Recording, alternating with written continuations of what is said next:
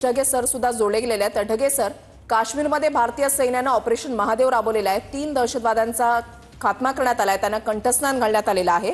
Jammu Kashmir police आणि लष्कराने ही संयुक्त कारवाई केली आहे। नक्कीच अत्यंत महत्त्वाची अशी घटना आपल्याला म्हणावी लागेल, कारण ऑपरेशन महादेवच्या माध्यमातून अशा प्रकारे 3 पाकिस्तानी दहशतवाद्यांना कंठस्नान घालणं आणि अशाही बातम्या येत आहेत की यांचा प्रत्यक्ष संबंध हा पहलगाम दहशतवादी हल्ल्याशी।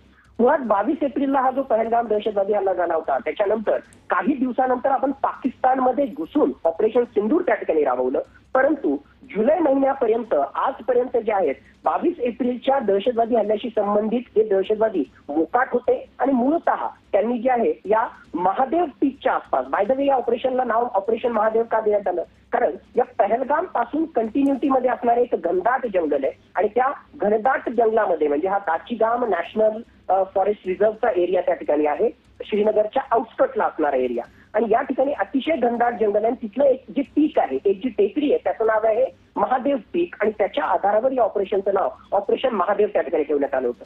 हा अतिशय घनदाट भाग असल्यामुळे ना इथे रस्ता आहे ना कुठला कम्युनिकेशन किंवा कनेक्टिव्हिटीशी संबंधित कुठली बाब त्या ठिकाणी, आणि म्हणूनच आपल्या लष्कराला आतापर्यंत त्यांना ट्रॅक करता आलं नव्हतं। परंतु अतिशय सुरेख असा मिलाप आपल्याला टेक्निकल इंटेलिजन्स इनपुट त्याचबरोबर ह्युमन इंटेलिजन्स इनपुटचा त्या ठिकाणी साधता आला आणि त्याच्यामुळे हे ऑपरेशन राबवता आलं। त्या भागामध्ये असणारे बकरवाल आणि गुज्जर हे जे नोमॅटिक ट्राईब्स आहेत त्यांच्याकडून ह्युमन इंटेलिजन्स इनपुट आपल्या आर्म्ड फोर्सेसने घेतलं, त्याचबरोबर यांच्याकडे असणारे कम्युनिकेशन इक्विपमेंट्स असो किंवा ड्रोन सर्व्हिलन्स याच्या माध्यमातून जे आपल्याला टेक्निकल इंटेलिजन्स इनपुट मिळालं त्याच्या आधारावर त्या ठिकाणच्या लिडवास जनरल ऍडमिनिस्ट्रेटिव्ह एरियामध्ये आपल्या स्पेशल फोर्सेसनं जबरदस्त कारवाई केली आणि यामध्ये या पाकिस्तानी 3 दहशतवाद्यांचा खात्मा केला, ज्यामधल्या 2 दहशतवाद्यांचा सरळ संबंध हा 22 एप्रिलच्या पहलगाम दहशतवादी हल्ल्याशी आहे अशी बातमी त्या ठिकाणी येते।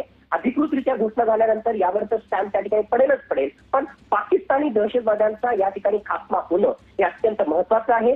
को इन्सिडेंटली ऑलरेडी आजच ऑफ सिंदूरच्या संबंधित लोकसभेमध्ये त्या ठिकाणी चर्चा सुरू झालेली आहे। राजकीय चर्चांना त्या ठिकाणी उधाण त्या ठिकाणी येईल। आज घडीला त्या राजकीय चर्चा करण्याच्या ऐवजी माझ्या मते एंड रिझल्ट हा सगळ्यात महत्वाचा आहे, कारण या दहशतवाद्यांचा खात्मा झाला की नक्कीच प्रत्येक भारतीयाला सुखावह करणारी अशा प्रकारची घटना आहे, अशा प्रकारची बातमी आहे। नक्कीच धन्यवाद ढगे सर, तुम्ही